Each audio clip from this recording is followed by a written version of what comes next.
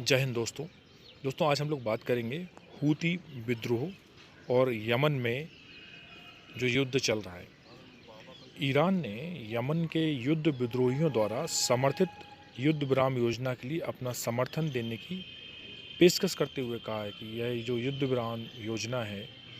इस संघर्ष को समाप्त करने के लिए एक उपयुक्त विकल्प हो सकता है।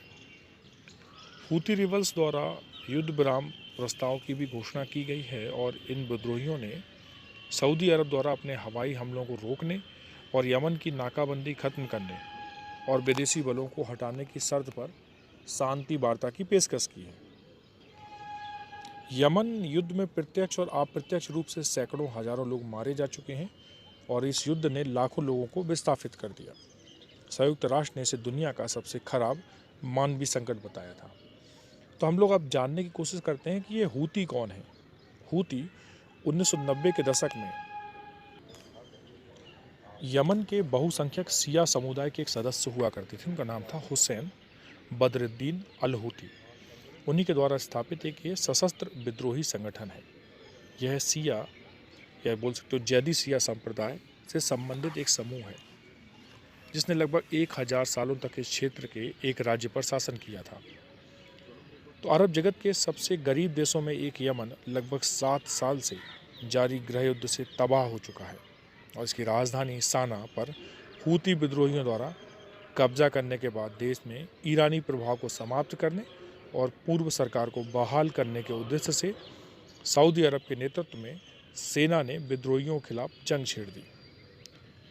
2015 की अगर बात करें तो यूनाइटेड अरब अमीरात भी इस सऊदी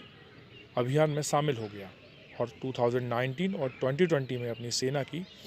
औपचारिक वापसी की घोषणा के बावजूद इस संघर्ष में गंभीरतापूर्वक शामिल रहा।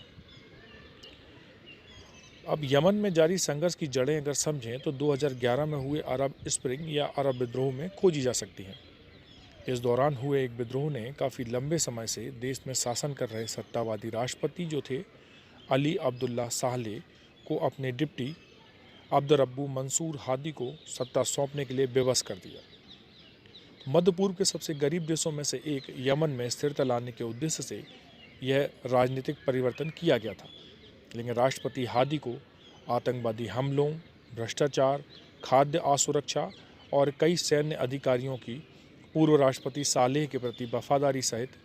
विभिन्न समस्याओं से निपटने के लिए संघर्ष करना पड़ा। अब यमन में वर्तमान संघर्ष की शुरुआत को देखें तो वर्ष 2014 में हूती शिया मुस्लिम विद्रोह आंदोलन द्वारा नए राष्ट्रपति की कमजोरी का फायदा उठाते हुए उत्तरी साद प्रांत, जिसे सादा प्रोविनेंस कहते हैं, और इसके पड़ोसी क्षेत्रों का नियंत्रण जब्त करने के साथ हुई। अब सऊदी अरब ने यमन में हस्तक्षेप क्यों किया तो उसका भी कुछ ना कुछ रीज़न होगा, क्योंकि यमन की राजधानी शहर साना पर शिया हूती विद्रोहियों द्वारा कब्जा करने और अंतर्राष्ट्रीय स्तर पर मान्यता प्राप्त राष्ट्रपति हादी की सरकार देश के दक्षिणी भाग तक सीमित हो जाने के पश्चात यमन में हस्तक्षेप किया था।